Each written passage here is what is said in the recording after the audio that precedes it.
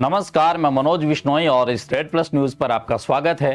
राष्ट्रीय लोकतांत्रिक पार्टी गुड़ामलनी की इकाई कल बालोतरा जिला कलेक्टर को विभिन्न मुद्दों को लेकर के बालोतरा जिला कलेक्टर पर जाकर के कलेक्टर को ज्ञापन सौंपेगी।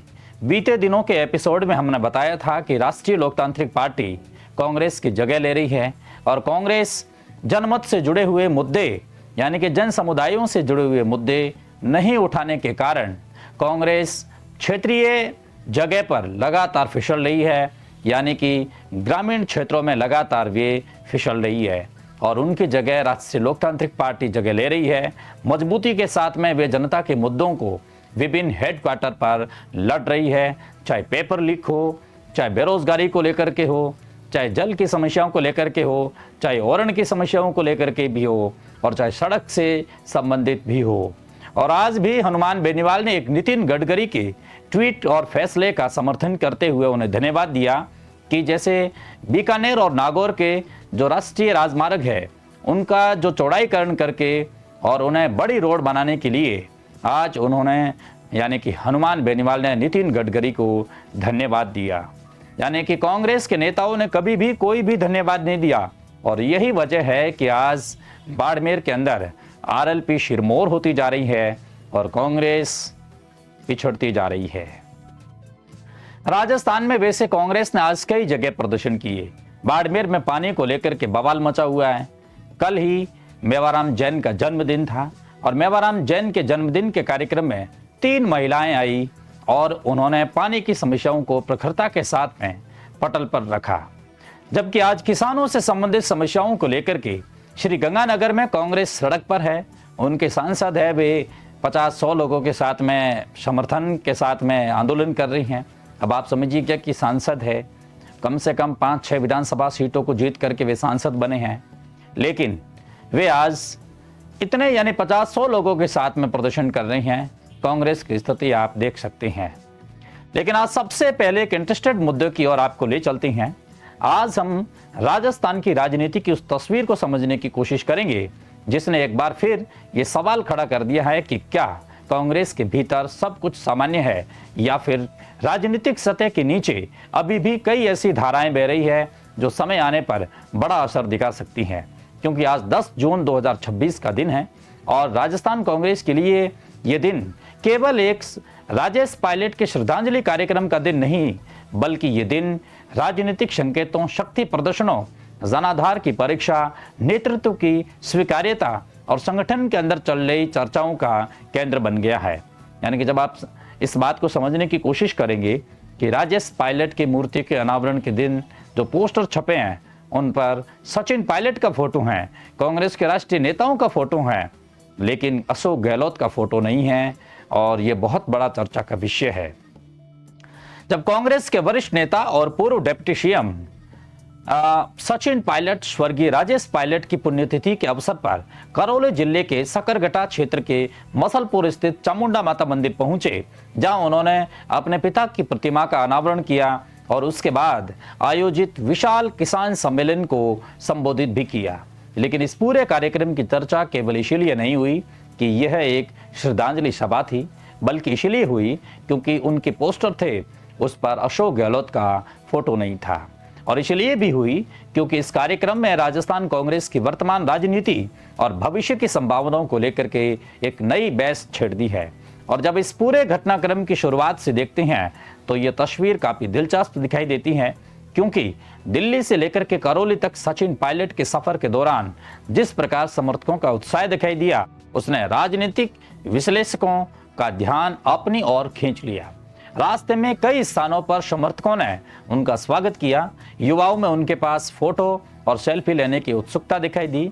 भरतपुर और हिडन सिटी से आई तस्वीरों ने सोशल मीडिया पर खूब चर्चा बटोरी और इन तस्वीरों को देख करके समर्थक ये दावा करते दिखाई दिए कि पूर्वी राजस्थान में सचिन पायलट की लोकप्रियता आज भी बरकरार है।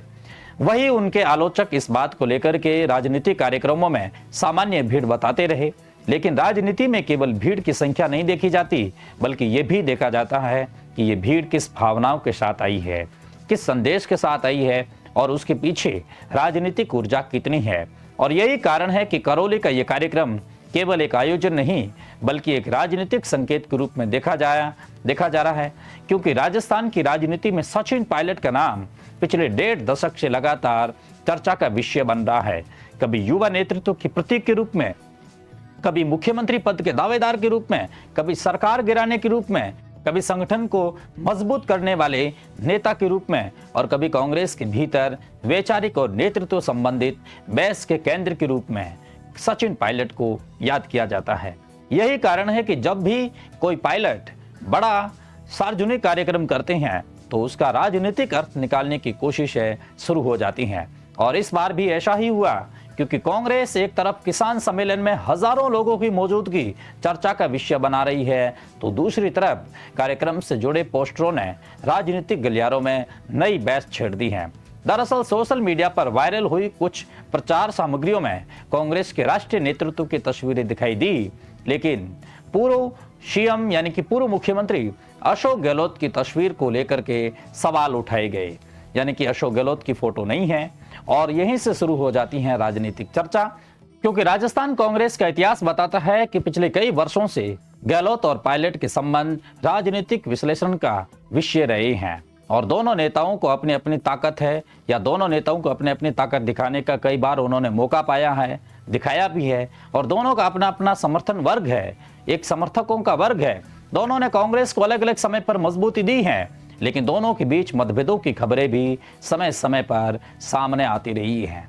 और ऐसे में जब किसी कार्यक्रम में एक नेता की मौजूदगी या गैर मौजूदगी को लेकर के चर्चा होती है, तो उसका असर केवल सोशल मीडिया तक नहीं सीमित बल्कि राजनीतिक संदेश के रूप में भी देखा जा सकता है। हालांकि यह भी सच है कि कई बार स्थानीय स्तर पर तैयारियां की गई प्रचार सामग्रियों को लेकर के अनावश्यक विवाद खड़े हो जाते हैं, लेकिन राजनीति में धारणा भी उतनी ही महत्वपूर्ण होती है जितना कि वास्तविक तथ्य है। और यही कारण है कि इस कार्यक्रम में सबसे अधिक चर्चा या भीड़ से ज्यादा पोस्टरों की हो रही है। अब सवाल यह है कि क्या ये वास्तव में कोई राजनीतिक संदेश था? इसका जवाब केवल आयोजन से जुड़े लोग ही दे सकते हैं, लेकिन राजनीतिक पंडितों ने इसे कांग्रेस के भीतर नेतृत्व की स्थिति को लेकर चल रही बहस से जोड़ करके देखा जा रहा है या देख रहे हैं। और यहीं से इस कार्यक्रम का महत्व और बढ़ जाता है, क्योंकि यह कार्यक्रम ऐसे समय हुआ जब राजस्थान कांग्रेस 2028 के विधानसभा चुनावों की दिशा में धीरे धीरे अपनी रणनीति तैयार कर रही है, और पार्टी सत्ता से बाहर है, भाजपा सरकार के भीतर मौजूद है, और कांग्रेस के सामने सबसे बड़ी चुनौती संगठन को एकजुट रखना है। और ऐसे में किसी भी बड़े नेता का जनसंपर्क कार्यक्रम स्वाभाविक रूप से राजनीतिक महत्व हासिल कर लेता है। और यदि हम सचिन पायलट के भाषणों और पिछले कुछ वर्षों की उनकी राजनीतिक अवस्था को देखें, तो उन्होंने लगातार किसानों, युवाओं और बेरोजगारी और शिक्षा और पेपर लीक और सामाजिक न्याय और संगठनात्मक मजबूती जैसे मुद्दों को उठाया है। और यही कारण है कि पूर्वी राजस्थान के कई जिलों में उनका प्रभाव आज भी दिखाई देता है। विशेष रूप से दौसा, टोंक, करौली और सवाई माधोपुर और भरतपुर जैसे क्षेत्रों में उनका समर्थक आधार चर्चा का विषय बना रहता है। और इस कार्यक्रम में भी बड़ी संख्या में किसान और कार्यकर्ता पहुंचे, जिन्होंने इसे केवल श्रद्धांजलि कार्यक्रम नहीं बल्कि राजनीतिक जागरूकता और संगठनात्मक एकता का मंच बताया। वही दूसरी और विरोधियों का तर्क था कि भीड़ जुटाना और चुनाव जीतना दोनों अलग अलग बातें हैं, लेकिन यह भी सच है कि लोकतंत्र में जनसंपर्क किसी भी नेता की सबसे बड़ी ताकत माना जाता है। और यदि किसी भी नेता के कार्यक्रम लगातार चर्चा में रहते हैं तो ये उसकी राजनीतिक प्रासंगिकता का एक संकेत माना जाता है। और यही कारण है कि करौली के इस कार्यक्रम ने एक बार फिर ये साबित कर दिया कि सचिन पायलट राजस्थान की राजनीति में अब भी एक महत्वपूर्ण चेहरा है।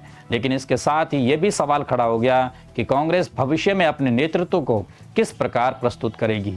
क्या राजस्थान में कांग्रेस की राजनीति केवल एक व्यक्ति के इर्द गिर्द नहीं घूमती? यहाँ अशोक गहलोत का अनुभव, संगठन पर पकड़ और प्रशासनिक रिकॉर्ड भी एक बड़ा कारक है। और यही वजह है कि पार्टी के सामने सबसे बड़ी चुनौती दोनों धाराओं को साथ लेकर के चलने की है, क्योंकि यदि कांग्रेस का भविष्य भाजपा के खिलाफ मजबूत चुनौती पेश करनी है तो उसे केवल भीड़ और नारों से आगे बढ़कर संगठनात्मक एकता का भी प्रदर्शन करना होगा।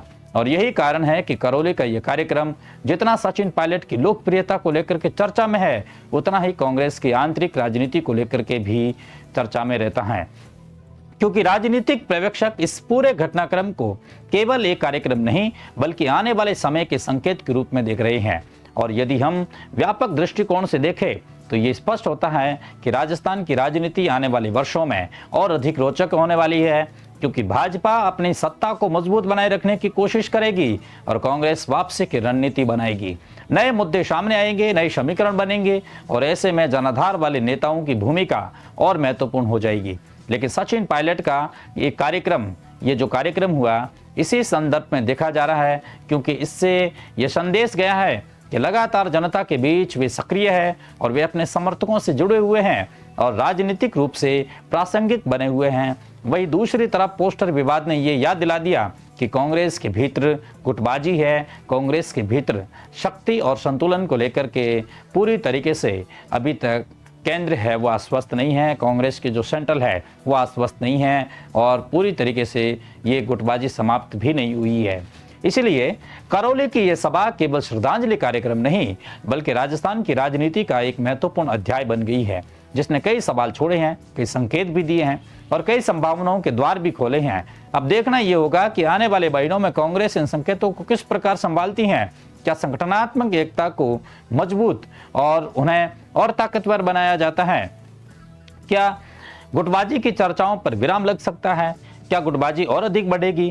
क्या कांग्रेस एक सामूहिक नेतृत्व मॉडल के साथ आगे बढ़ेगी या फिर नेतृत्व की बहस और तेज होगी? लेकिन इतना तय है कि 10 जून 2026 को यह दिन सचिन पायलट के लिए राजनीतिक रूप से महत्वपूर्ण रहा, क्योंकि उन्होंने एक बार फिर से ये साबित कर दिया कि राजस्थान की राजनीति में उनका नाम आज भी चर्चा के केंद्र में है। उनकी गतिविधियों पर जनता की नजर रहती है।